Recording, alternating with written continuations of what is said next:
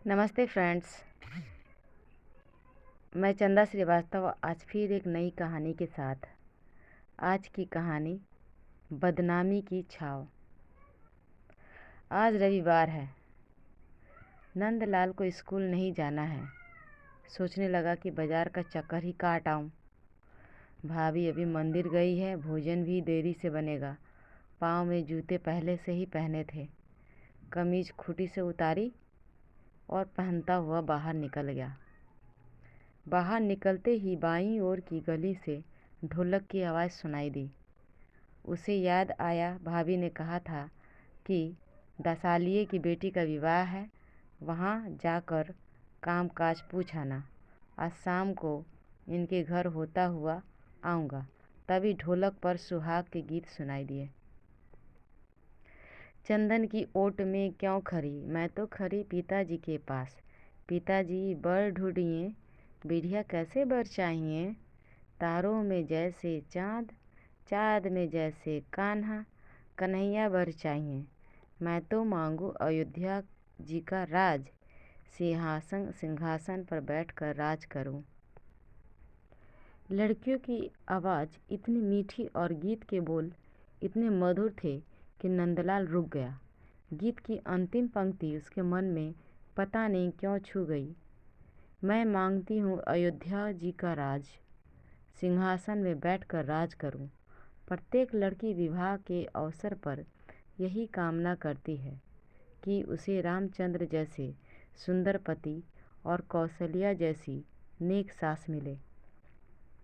इसलिए भोले भाले माता पिता बेटी का नाम रखते हैं जनक दुलारी, जानकी, सीता इत्यादि। सीता नाम सोचते ही उसे चक्कर सा आ गया और मोहल्ले की सीता उसकी भाभी की सहेली उसकी आंखों के सामने घूम रही थी। उसके माता ने भी ऐसे ही कोई बात सोचकर उसका नाम सीता रखा होगा। बेटियों के इस प्रकार के नाम रखने वाले भोले भाले माता पिता यह क्यों भूल जाते हैं कि अयोध्या के रामचंद्र से शादी करके भी सचमुच की सीता कब अधिक समय तक राज सिंहासन पर बैठ सकी। 14 वर्ष का वनवास, उसमें वर्ष भर रावण की कैद। इतने कष्ट सहन करके अयोध्या वापस आई तो धोबी के 2 वाकों ने भी बेचारी को जंगल की शरण में जा फेंका। नंदू को लगा कि आज कोई बात नहीं उसके समझ में नहीं आई है।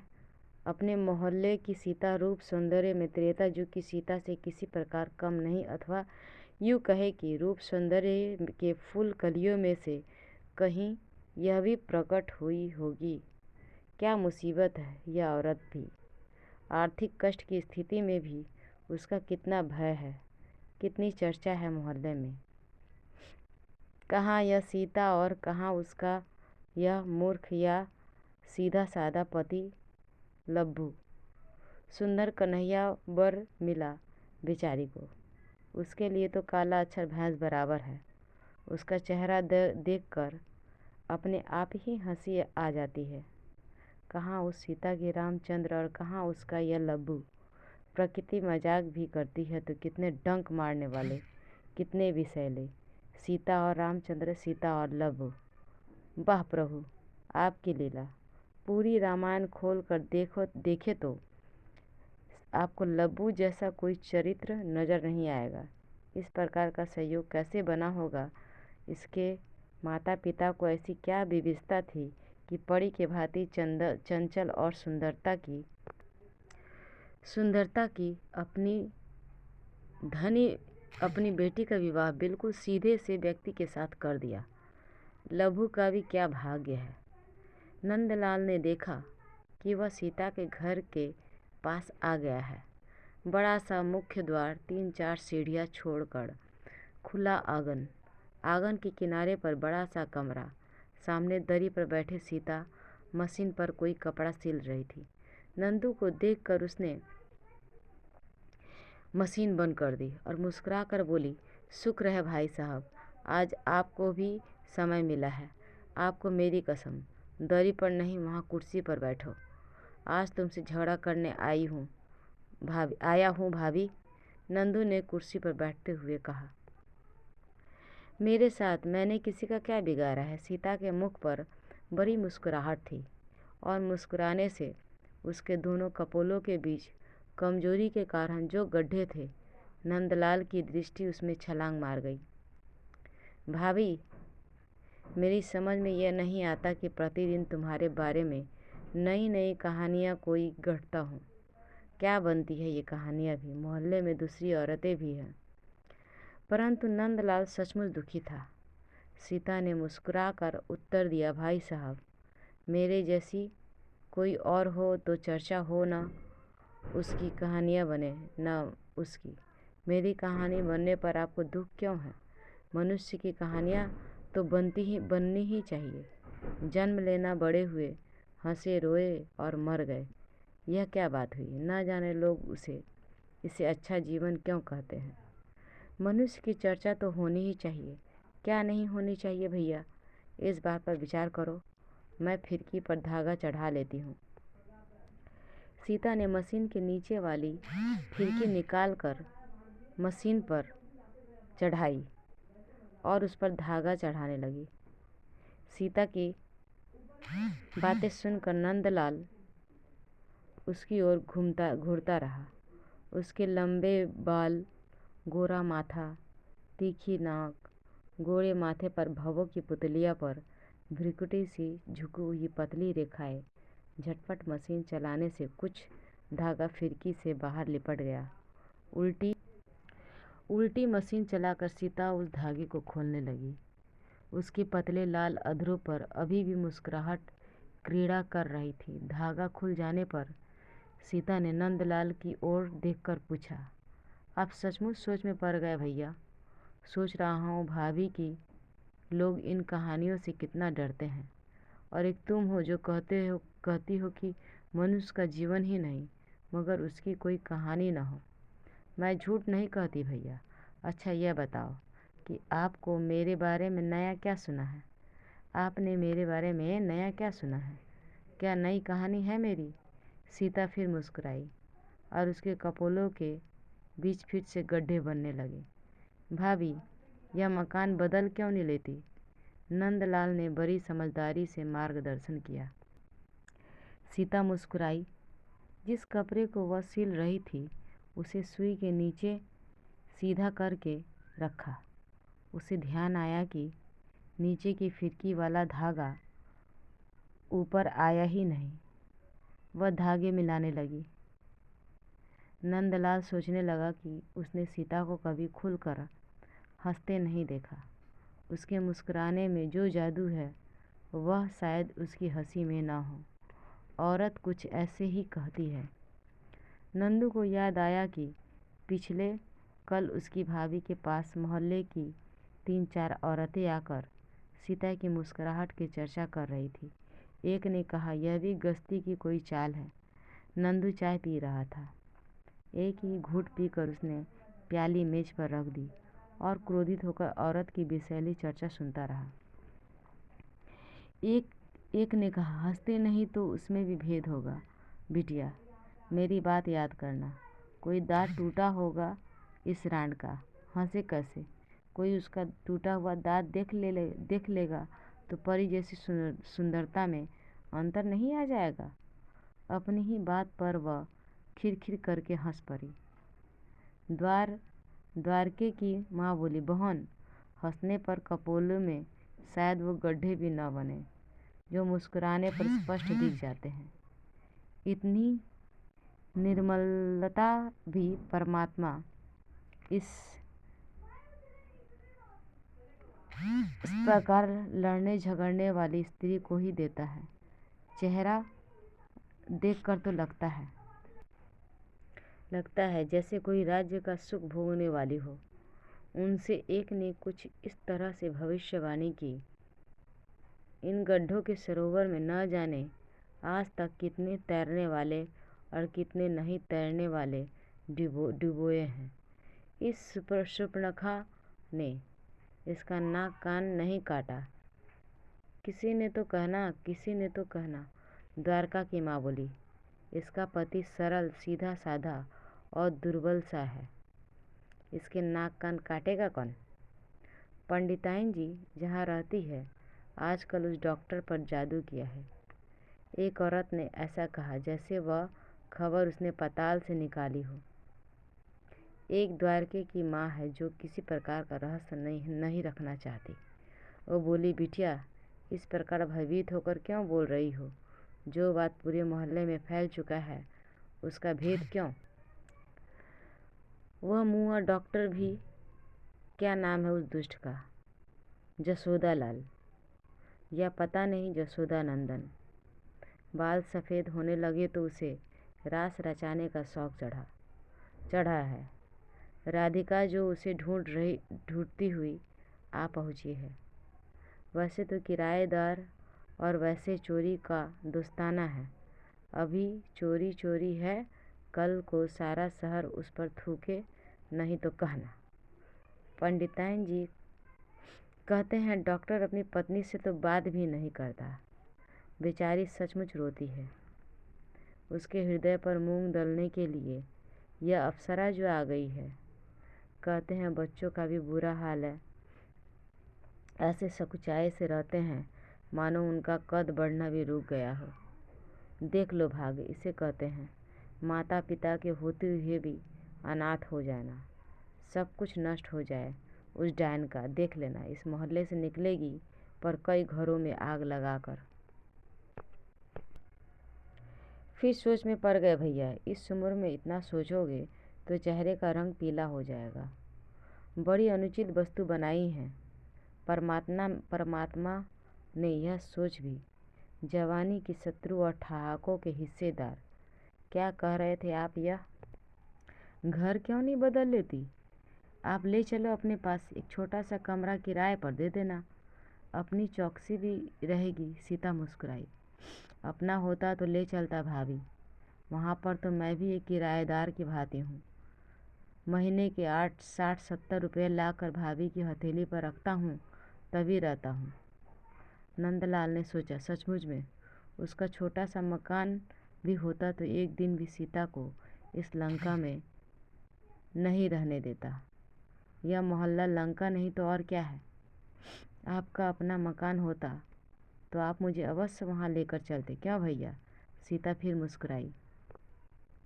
सचमुच नंदू को लगा जैसे वह सचमुच कहीं पक्की सीढ़ियों से गिरते घी के कनस्तर की तरह उसके मन में कहीं दूर तक टन टन करता हुआ उतर गया है। इतना गहरा होता है पुरुष का मन भी। आप मुझे क्यों ले जाते अपने घर भैया? इसलिए कि आपको मुझ पर दया आती है, या इसलिए कि जो लोग मेरे बारे में बातें करते हैं वह सब कुछ झूठ बोलते हैं, झूठे हैं, या उनके मन में भी कोई बात और है? सीता ने मुस्कुराकर पूछा और कैंची से बाजू के कफ में डालने के लिए लट्ठे की कतरन काटने लगी। बेचारा नंदलाल सोच में पड़ गया कि कैसे प्रश्न पूछे इसने, क्या उत्तर है इनका। द्रवित होने वाली बात भी उचित है। यह जवान परिश्रमी महिला है, लोगों के बिस्तर सिलकर अपने भोले भाले पति और बेटे का पोषण कर रही है। कहीं मंदिर शिवालय नहीं जाती, कथा सत्संग में नहीं जाती, मेले मसादे में इसे रुचि नहीं। हाँ, वस्त्र उजले पहनती है तो क्या बुरा करती है, अपनी मेहनत है। ऐसी महिला पर दया कैसे नहीं आए। रही लोगों में फैली इसकी बदनामी, तो इसके पास बैठकर इससे दो बातें करके मन नहीं मानता है यह महिला गलत है। वास्तव में इसकी सुंदरता ही इसकी शत्रु है। उसने सोचा, औरतों के अंदर हिंसा होती है जो उनके लहू में मिली होती है। इसे देख देख कर जलती है और इसकी निंदा करके मन की घुटन निकालती है। दूसरों की निंदा करने का अलग ही आनंद होता है। यह बेचारी बुरी नहीं, इसे तो जानबूझकर बदनाम किया गया है। कहाँ है इसकी आँखों में वह निर्लज्जता, कहाँ है इसके मुस्कुराने में वह विषैला प्रभाव? इन दोनों बातों के अतिरिक्त मेरी सहानुभूति का अन्य तीसरा कारण क्या हो सकता है? नंदलाल ने अपने मन से पूछा। तीनों ही भाभी नंदलाल के मुख से सहज ही निकल गया। तीनों? तीसरी बात भी है कोई भैया? सीता मुस्कुराई और नंदलाल की झुकी हुई आंखों में उसके भोलेपन की गहराई मापने लगी। नंदलाल चकित था। उसने कैसा उत्तर दिया? सीता फिर मशीन चलाने लगी और नंदलाल लज्जित सा उसे देखता रह गया। नंदलाल सीता न सगा देवर था और न ही रिश्तेदार में।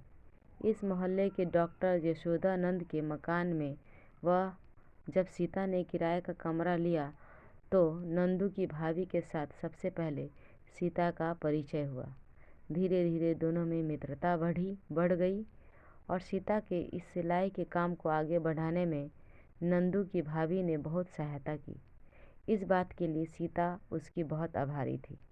मोहल्ले में दोनों सहेलियों का वापस में बहुत आना जाना था। नंदू का सीता के साथ परिचय अपनी भाभी के कारण ही हुआ।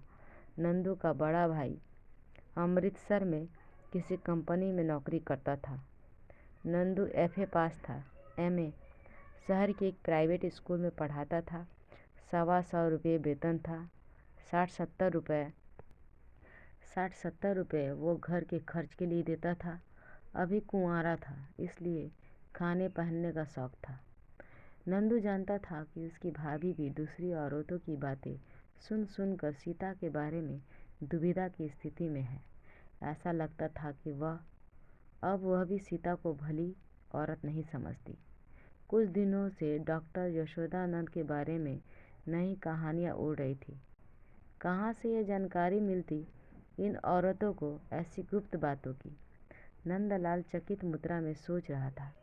क्या क्या रूपरेखा बनाकर ले आई है ये भी। नंदू को जिस बात का आश्चर्य था वह भी सीता की भोली भाली और निडर मुस्कुराहट।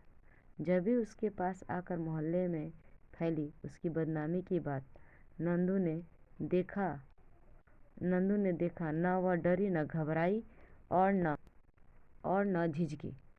पहले की तरह वह मुस्कुरा कर उसने सदा यही कहा, और क्या कहते हैं लोग भैया। सीता की दृष्टि आंगन में पड़ी। उसने देखा डॉक्टर यशोदानंद ने आंगन में खांसी की और अपने कमरे की कुंडी खोलकर अंदर चले गए। कमरे में कोट टाई खोलकर टांगने लगे। सीता के खुले हुए दरवाजे पर उनकी दृष्टि पड़ी। उनको कुर्सी पर बैठे हुए नंदू की पीठ दिखाई दी। सफ़ेद कुर्ता धोती और चप्पल पहनकर वह बाहर सीता के दरवाजे के पास आकर रुक गए। उन्होंने पूछा, सीता, अब लाल का क्या हाल है? रात को उसको खांसी तो नहीं हुई? इस समय कहाँ है? आज स्कूल गया है डॉक्टर साहिब। कितने दिन हो गए थे बिस्तर पर लेटे हुए। आज जिद करने लगा तो मैंने जाने दिया। आपने भी कहा था कि कोई बात नहीं। नंदलाल कुर्सी से उठ गया। उसने हाथ जोड़कर डॉक्टर साहिब को नमस्ते की और युवा अवस्था ने वृद्धावस्था से शिष्टाचार निभाया। वृद्धावस्था इस प्रसन्नता से झूम उठी। यह कौन है सीता, मैंने पहचाना नहीं। मेरे देवर है डॉक्टर साहिब। अच्छा, देवर भाभी की बातों में तीसरा कौन होता है आने वाला? क्या नाम है इनका? नंदलाल। बहुत अच्छा। जरूरी नहीं कि भरत और लक्ष्मण ही हो सकते हैं। डॉक्टर साहब ने धीमा सा ठहाका लगाया और घर के अंदर चले गए। उनकी चप्पल की आवाज़ धीमी होते ही सीता बोली, नंदू, यही है डॉक्टर यशोदानंदन। इनके ऊपर आजकल मैंने जादू किया है। आपने तो देखा कैसे व्याकुल हो रहे थे। आप इनके बारे में सुनकर ही आए हो। आप तो देख ही लिया है। मेरे लाल के प्राणों की रक्षा इस देवता ने की है। उसे न्यूमोनिया हो गया था। लाल के पिताजी को तो आपने देखा ही है। वह क्या कर सकते हैं? अपनी पहुंच के आधार पर इन्होंने उनको भी कपड़े की एक थोक व्यापारी की दुकान पर नौकर रखवा दिया है। 50 रुपया महीना वह भी ले आते हैं। इनका कमरा किराए पर लेकर मैं बहुत सुखी और निश्चिंत हूँ। सच में आपको बता नहीं सकती, उनके खौफ के कारण मोहल्ले के दुराचारी नवयुवक सिलाई के बहाने भी इधर नहीं आते। क्या यह छोटी बात है भैया? सीता मुस्कुराई। भाभी, औरतें तो कहती है कि यह डॉक्टर कसाई से भी बढ़कर है। अपनी पत्नी से बात भी नहीं करता। बच्चे भी इससे थर-थर कांपते हैं। नंदलाल के मन में कुतूहल था। किसी के मन की कोई क्या जाने भैया। 3 बेटे थे इनके, बीच वाला इनको प्राणों से भी अधिक प्यारा था। मैंने तो देखा नहीं, बेचारे को कहते वह रूप गुण और विद्या सब में सिरमौर था। एक दिन वह नहर में नहाने गया और लौट कर आया ही नहीं, बेचारा डूब गया। डॉक्टर साहब के हृदय में गहरी चोट लगी। मन में ऐसी उदासीनता छाई कि जीने का ढंग भी बदल गया।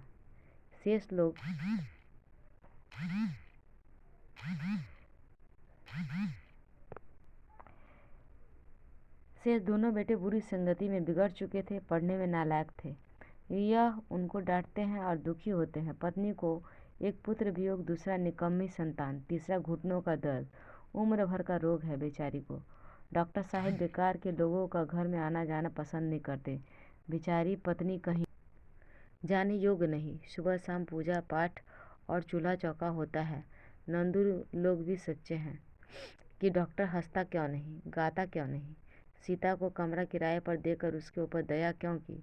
सचमुच लोगों की मनोवृत्ति बड़ी अद्भुत है भैया जी। उनको न हंसने से सुख मिलता है न रोने से। सीता मुस्कुराई और उसके मुख पर वही पहले जैसी चमक आ गई। नंदलाल मुग्ध होकर धूप छाव देखता रहा। बस एक बात बताओ भैया, सीता ने उससे अपनी ओर घूरते